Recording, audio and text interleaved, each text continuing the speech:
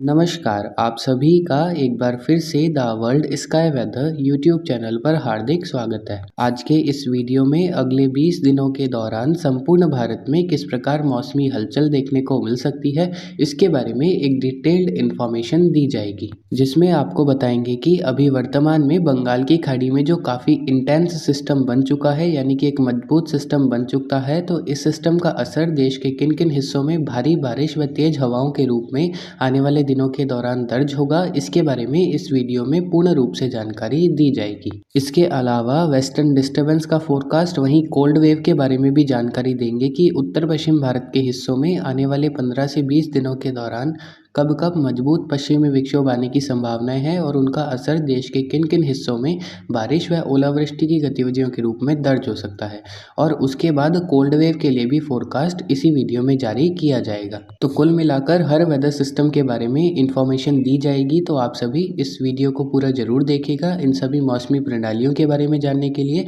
और अगर आप इस चैनल पर पहली बार आए हैं तो इस चैनल को सब्सक्राइब और इस वीडियो को लाइक करना न भूलें। तो सबसे पहले जो मैप आप अपनी स्क्रीन पर देख रहे हैं, यह मैप अगले 10 दिनों के दौरान यानी कि 8 जनवरी से लगाकर 17 जनवरी के मध्य देश भर में बनने वाले मौसमी सिस्टम, होने वाली बारिश व तापमान की स्थिति को लेकर बनाया गया है। इस मैप को देखकर आप समझ सकते हैं बंगाल की खाड़ी में एक अनसीजनल वेदर सिस्टम अभी वर्तमान में काफ़ी इंटेंस रूप में बन चुका है, यानी कि बंगाल की खाड़ी के दक्षिण पश्चिम हिस्सों पर जो निम्न दबाव का क्षेत्र बनना था वह अब और इंटेंसिफाई होकर एक डिप्रेशन की कैटेगरी हासिल कर चुका है। अभी वर्तमान में यह सिस्टम श्रीलंका से कुछ पूर्व की तरफ अवस्थित है। अगले 24 से 48 घंटों के दौरान यह धीरे धीरे सिस्टम श्रीलंका के पूर्वी और उत्तरी हिस्सों की तरफ आगे बढ़ेगा, जिसकी वजह से भारत के दक्षिणी हिस्सों में कई इलाकों में भारी बारिश की गतिविधियों में बढ़ोतरी देखी जाएगी। 9 से 13 जनवरी के मध्य इस सिस्टम का काफ़ी अच्छा असर दक्षिणी आंध्र प्रदेश, कर्नाटक के दक्षिण मध्य हिस्से, केरल और तमिलनाडु के विभिन्न हिस्सों में देखने को मिलेगा, जिसकी वजह से 9 से 13 जनवरी के मध्य इन सभी इलाकों में अधिकांश क्षेत्रों में हल्की से मध्यम बारिश की गतिविधियां दर्ज होगी। तमिलनाडु, केरल और दक्षिण आंध्र प्रदेश के कुछ स्थानों पर भारी और कोस्टल तमिलनाडु में कहीं कहीं अति भारी बारिश की गतिविधियां 10, 11 और 12 जनवरी को इस सिस्टम की वजह से दर्ज हो सकती है। साथ ही कोस्टल तमिलनाडु में तेज हवाएं भी चलने की संभावनाएं हैं, जिसमें हवाओं के झोंके 40 से 60 किलोमीटर प्रति घंटे की रफ्तार तक दर्ज हो सकते हैं।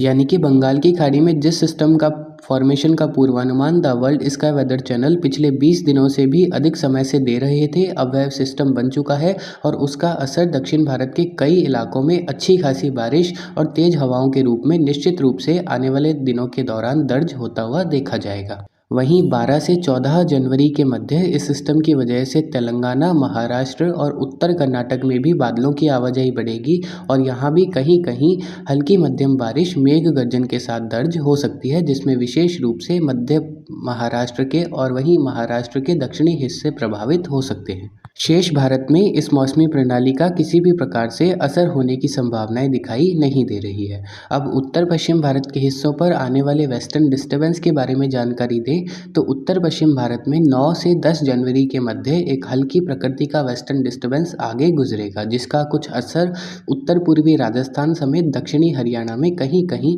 हल्की बारिश की गतिविधियों के रूप में दर्ज हो सकता है। शेष किसी भी प्रकार से उत्तर भारत में उस वेस्टर्न डिस्टर्बेंस का असर होने की संभावनाएं दिखाई नहीं दे रही है। वहीं 12 से 14 जनवरी के मध्य एक और हल्की प्रकृति का वेस्टर्न डिस्टर्बेंस उत्तर पश्चिम भारत के हिस्सों को प्रभावित करेगा, जिसकी वजह से ऊंचाई वाले बादलों की आवाजाही उत्तर भारत के विभिन्न हिस्सों में देखने को मिल सकती है। हालांकि कोई विशेष रूप से बारिश होने की संभावनाएं तो उस वेस्टर्न डिस्टर्बेंस की वजह से भी नहीं दिखाई दे रही है। लेह लद्दाख, गिलगित बाल्टिस्तान के उत्तरी हिस्सों में कुछ स्थानों पर हल्की बर्फबारी की गतिविधियां इस वेस्टर्न डिस्टर्बेंस की वजह से 12 और 13 जनवरी को दर्ज हो सकती है। इसके बाद 16 से 19 जनवरी के मध्य एक और वेस्टर्न डिस्टर्बेंस उत्तर पश्चिम भारत के हिस्सों को प्रभावित करेगा, जिसका असर उत्तर भारत के पहाड़ी हिस्सों में विशेष रूप से उत्तरी भागों में दर्ज हो सकता है, जिसमें जम्मू कश्मीर के उत्तरी इलाके और हिमाचल प्रदेश के एक्सट्रीम नॉर्थ हिस्सों समेत लेह लद्दाख और गिलगित बाल्टिस्तान के कुछ स्थानों पर हल्की मध्यम बारिश होने की संभावनाएं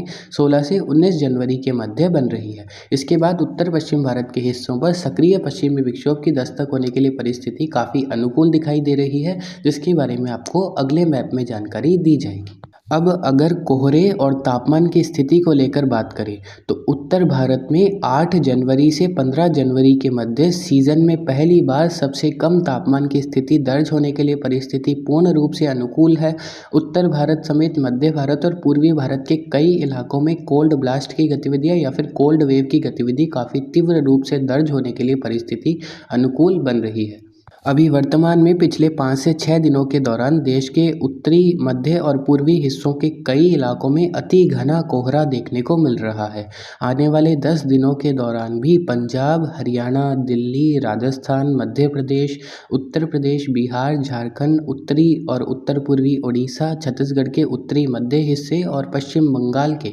अधिकांश हिस्सों में घना और कुछ स्थानों पर अति घना कोहरा छाने के लिए पूर्ण रूप से परिस्थिति अनुकूल दिखाई दे रही है। यानी कि इन क्षेत्रों में फॉग भी काफ़ी डेंस छाने की संभावनाएं बन रही है। इसके साथ ही तापमान भी इन क्षेत्रों में काफ़ी अधिक गिरावट में रहेंगे। पंजाब, हरियाणा, दिल्ली, राजस्थान के उत्तर और मध्य हिस्से समेत उत्तर प्रदेश के विभिन्न हिस्सों में अगले 10 दिनों के दौरान दिन के समय भी कोहरा छाने की संभावनाएं हैं, जिसकी वजह से अधिकतम तापमान यहाँ कई हिस्सों में 9 से 14 डिग्री सेल्सियस के बीच दर्ज होगा, जो कि सामान्य से कम होगा, जिसकी वजह से दिन के समय भी काफ़ी तीव्र ठंड इन क्षेत्रों में पड़ने की संभावनाएं अगले 10 दिनों के दौरान दिखाई दे रही है, जिसमें पीक स्पेल 9 से 14 जनवरी के मध्य देखने को मिल सकता है। इन्हीं राज्यों में यानी कि उत्तर भारत के राज्यों में न्यूनतम तापमान भी अधिकांश क्षेत्रों में अगले 10 दिनों के दौरान 2 डिग्री सेल्सियस से 7 डिग्री सेल्सियस के बीच दर्ज होने की संभावनाएं हैं, जो कि सामान्य से कुछ कम है। वहीं उत्तरी राजस्थान और पंजाब, हरियाणा के कुछ इलाकों में न्यूनतम तापमान 0 डिग्री सेल्सियस या फिर उससे भी कम दर्ज हो सकते हैं। वहीं मध्य प्रदेश, बिहार, झारखंड, छत्तीसगढ़, ओडिशा और पश्चिम बंगाल के अधिकांश हिस्सों में न्यूनतम तापमान अगले 10 दिनों के दौरान लगभग 7 से 14 डिग्री सेल्सियस के बीच दर्ज हो सकते हैं। बिहार, उत्तर पूर्वी मध्य प्रदेश में न्यूनतम तापमान की स्थिति 3 से 7 डिग्री सेल्सियस के बीच भी कुछ इलाकों में दर्ज होने की संभावनाएं दिखाई दे रही है। कुल मिलाकर देश के आधे से अधिक हिस्सों में यानी कि उत्तर से लगाकर पूर्व तक में अगले 10 दिनों के दौरान काफ़ी अधिक सर्दी पड़ने वाली है और कई इलाकों में दिन के समय भी कड़ाके की सर्दी होने की संभावनाएं दिखाई दे रही है। वहीं महाराष्ट्र, गुजरात समेत दक्षिण भारत के कई इलाकों में न्यूनतम तापमान सामान्य के आसपास और अधिकतम तापमान सामान्य से अधिक दर्ज होने के लिए परिस्थिति अनुकूल बन रही है। यानी कि महाराष्ट्र और जो कर्नाटक के हिस्से हैं, आंध्र प्रदेश, तेलंगाना के दक्षिणी हिस्से, वहीं तमिलनाडु और केरल के अधिकांश हिस्सों में अगले 10 दिनों के दौरान तापमान सामान्य व सामान्य से कुछ अधिक ही दर्ज होने के लिए संभावनाएं बन रही है। इन क्षेत्रों में कोई विशेष रूप से ठंड पड़ने की संभावना नहीं है, हालांकि रात्रि और सुबह के समय ठंड दर्ज हो सकती है।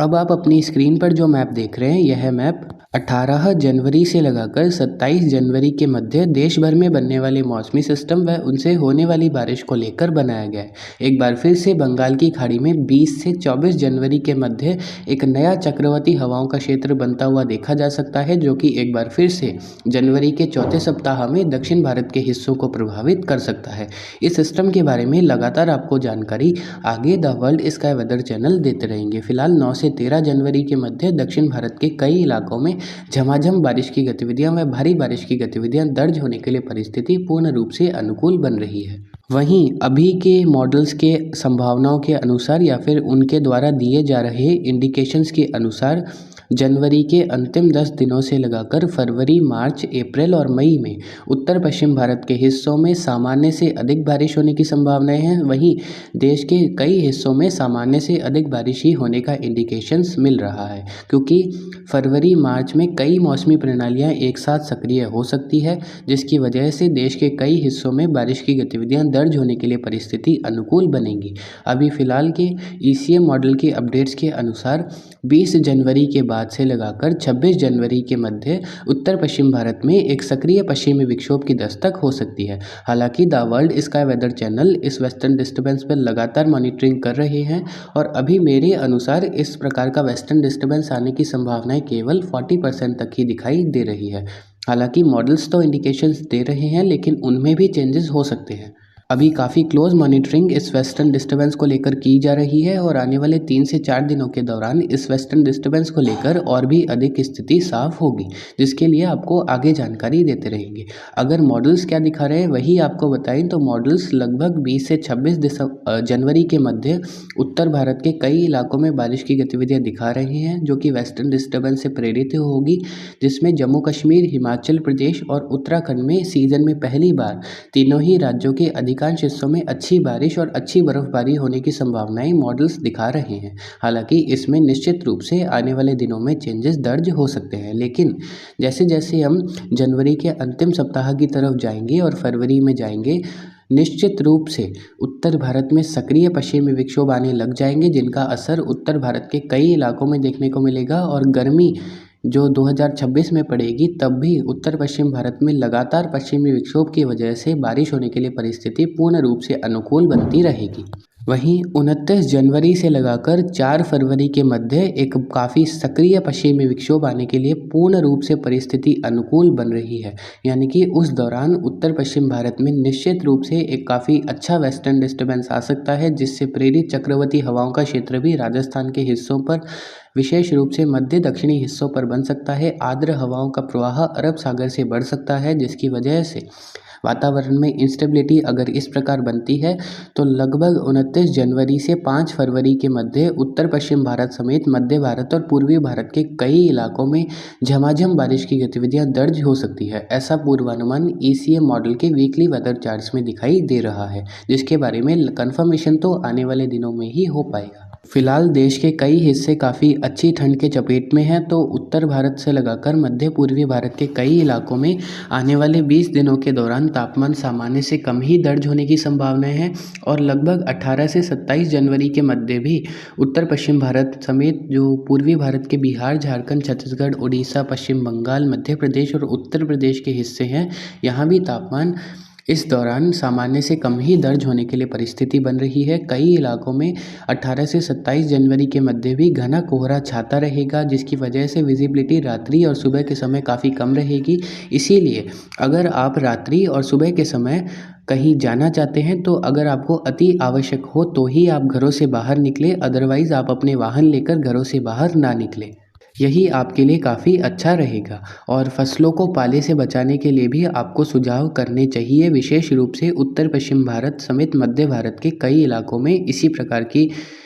जो ठंड पड़ रही है और आने वाले दिनों में पड़ने की संभावनाएं हैं, उसका कुछ बुरा प्रभाव फसलों पर भी देखने को मिल सकता है, तो आप सभी उसका समाधान अवश्य करें। वहीं जनवरी के अंतिम सप्ताह से लगाकर फरवरी में आने वाले वेस्टर्न डिस्टर्बेंस का असर दुबई समेत ईरान, इराक, अफगानिस्तान समेत भारत के पड़ोसी देश में भी अच्छा खासा होने की संभावनाएं दिखाई दे रही है, जिस प्रकार आप इस मॉडल में भी देख सकते हैं। तो कुछ इस प्रकार आने वाले 20 दिनों के दौरान मौसम मिला जुला रहने की संभावनाएं देश के कई हिस्सों में दिखाई दे रही है। अब एक छोटी सी समरी वीडियो के लास्ट में दे देते हैं, तो जिस प्रकार आप अपनी स्क्रीन पर देख सकते हैं, फर्स्ट पॉइंट है the depression in south west bay of Bengal will move towards Sri Lanka during next 24 to 48 hours. अगले 24 से 48 घंटों के दौरान बंगाल की खाड़ी के दक्षिण पश्चिम हिस्सों पर बना हुआ अवदाब यानी कि डिप्रेशन श्रीलंका के उत्तर व पूर्वी हिस्सों की तरफ आगे बढ़ता हुआ देखा जाएगा, जिसका असर दक्षिण भारत के कई इलाकों में दिखाई देगा। 2 new light intensity western disturbance will